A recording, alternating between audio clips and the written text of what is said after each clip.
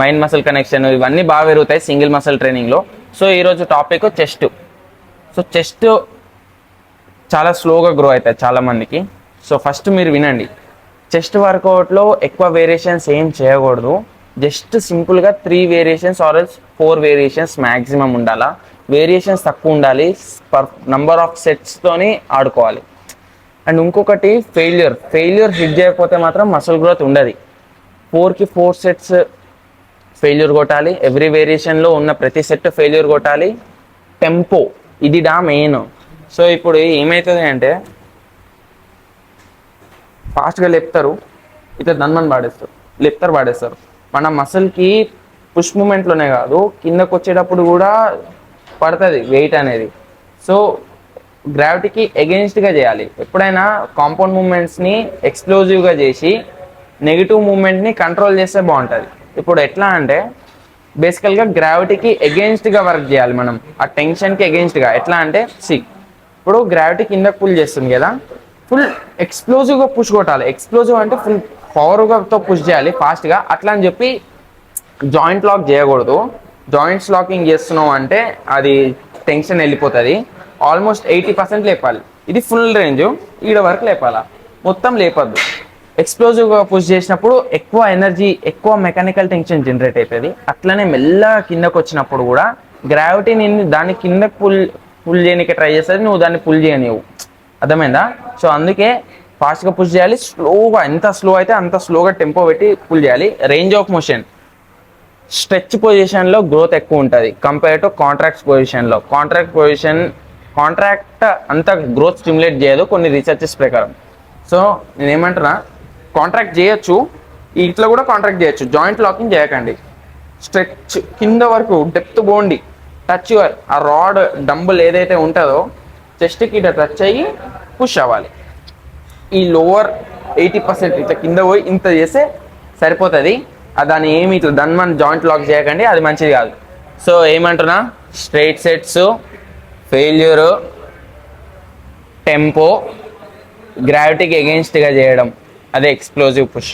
ఇవి 4 మెయిన్. మీరు ఏ వేరియేషన్ చేసినా ఈ 4 చేస్తే గ్రోత్ కనిపిస్తుంది. ఇప్పుడు మనం చెస్ట్ వేరియేషన్స్లోకి వెళ్దాం. సో నేను ఫస్ట్ ఒక స్టాండర్డ్ వేరియేషన్ చెప్పేస్తా, దాని తర్వాత నెక్స్ట్ అంటే స్టాండర్డ్ స్ప్లిట్ చెప్పేస్తా, దాని తర్వాత ఆప్షనల్ స్ప్లిట్స్ కూడా ఇస్తా. మీరు కావాలంటే ఒక వీక్ ఇట్లా బోర్ కొట్టినప్పుడు చేంజ్ చేసుకోవచ్చు, లేకపోతే ఏదైనా ఖాళీ లేదంటే. సో బేసిక్ ఏ స్ప్లిట్లో అయినా సరే చెస్ట్లో నేను ఆల్వేస్ స్టార్ట్ చేసేది ఇంక్లైన్ మూమెంట్కేనే. ఇప్పుడు ఇంక్లైన్ మూమెంట్ ఎందుకంటే ఈ పైన ఇట్లా పైన కనిపిస్తున్నారా వీడియోలో, పైన ఉంది కదా, అవి ఇది క్రాంప్ వస్తుంది. ఇది అందరికీ ఉండదు, ఇది చాలా తొందరగా పడదు. ఇప్పుడు ఎట్లా అంటే ఫ్లాట్ ప్రెస్ కొట్టినప్పుడు నీకు లోవర్ చెస్ట్ ఎట్లా ఒకవేళ ఇన్వాల్వ్ అవుతుంది, బట్ అట్లా అప్పర్ చెస్ట్ ఇన్వాల్వ్మెంట్ ఎక్కువ ఉండదు. So always start with incline. So ఇది ఏమంటా అంటే మీరు డంబుల్ చేస్తారా బెంచ్ చేస్తారా మీ ఇష్టం. నేను పర్సనల్లీ నాకు ఇంక్లైన్ బెంచ్లో ఎక్కువ గ్రోత్ ఉంటుంది కంపేర్ టు డంబల్.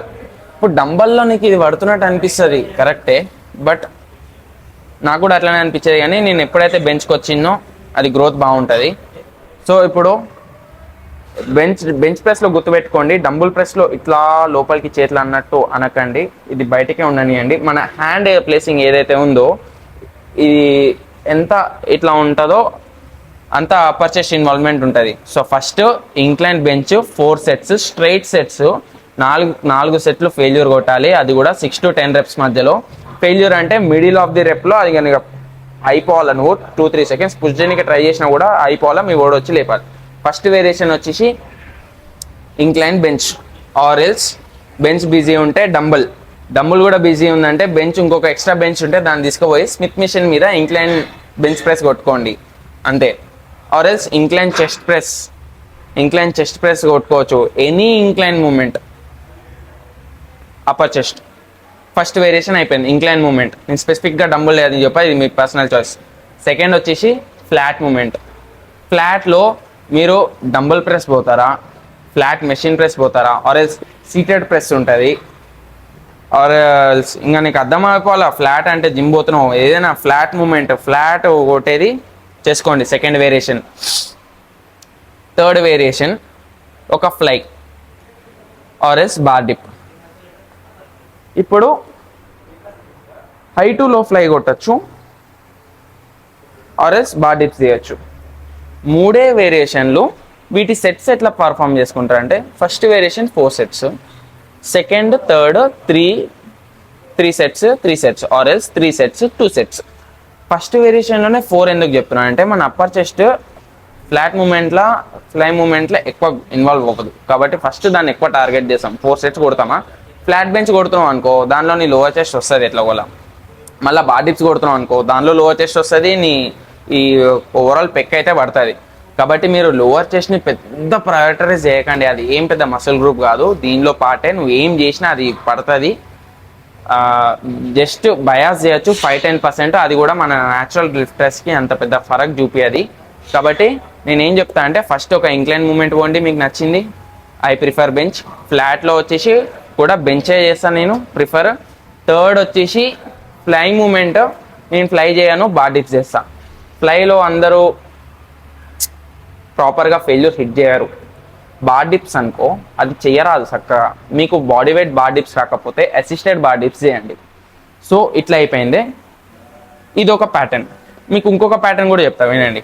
ఇప్పుడు సరే 4 sets incline, 3 sets flat, 3 sets fly movement అయిపోయింది కదా. ఇది ఇంకొక ప్యాటర్న్ వచ్చేసి మళ్ళీ దీనిలో కూడా ఫస్ట్ ఇంక్లైనే ఉంటుంది. 2 sets of incline bench, 2 sets of flat dumbbell press, 2 sets of fly, మళ్ళా 2 sets of incline flies ending workout ఎండ్లో. ఇది ఒక ప్యాటర్న్. మీకు ఒకవేళ ఫస్ట్ది బోర్ కొడితే ఇది ఫాలో అవ్వచ్చు. 2 కొట్టి మళ్ళీ 2 సెట్స్ పైన ఇంక్లైన్ ఫ్లైస్ కొడతావు. ఇది ఒకటి ఉంటుంది. మూడోది వచ్చేసి మళ్ళీ ఇంక్లైనే ఉంటుంది. ఇంక్లైన్ 4 సెట్స్ కొట్టండి, ఫ్లాట్ 2 సెట్స్ కొట్టండి, ఒక సెట్ బార్ డిప్స్ కొట్టండి, ఒక set drop sets flies cable flies కొట్టుకోండి. ఇది 3.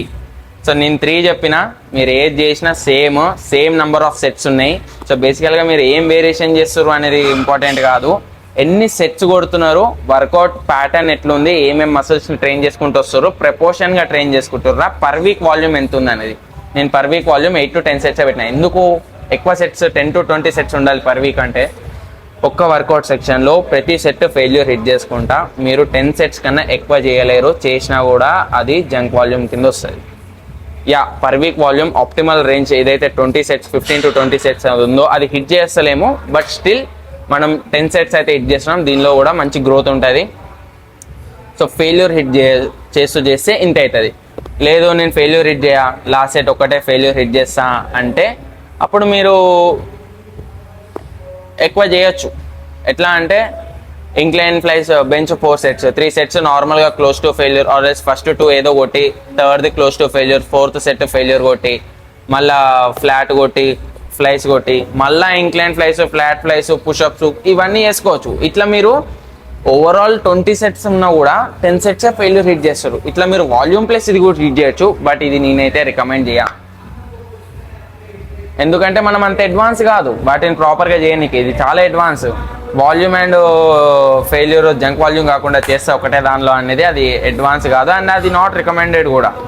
సో ఐ హోప్ మీకు అర్థమై ఉంటుంది ఏం చెప్పినో. అండ్ ఇంకోటి, నేనేమి వీడియోలో ఓవరాల్గా చెప్పుకుంటూ వెళ్ళిపోతున్నా, ఏమి ఎక్స్ప్లెయిన్ చేస్తలేను. నేను తర్వాత ఒకసారి నా సింగిల్ మసిల్ ఇదంతా అయిపోయింది అనుకో, I will explain each and every workout. అసలు ఎట్లా చేయాలి, డంబుల్ ప్రెస్ ఎట్లా వేయాలి, బెంచ్ ప్రెస్ ఎట్లా వేయాలి, టెంపో అయింది, ఇవన్నీ సపరేట్ వీడియో చేయొచ్చు. ఇది నేను జస్ట్ స్ప్లిట్ ఎక్స్ప్లెయిన్ చేస్తున్నా. ఎంతసేపు అయిందిరా వీడియో? 10 minutes. సో అంతే. రేపొద్దున బ్యాక్ గురించి చెప్పుకుందాం. బ్యాకే మస్తు కాంప్లికేటెడ్, చెస్ట్ అనేది సింపుల్, అందరికి ఆల్మోస్ట్ సేమే ఉంటుంది. సో రేపు అంటే నెక్స్ట్ వీడియోలో మళ్ళీ కలుసుకుందాం. అప్పటి వరకు ఉంటా. Peace bye.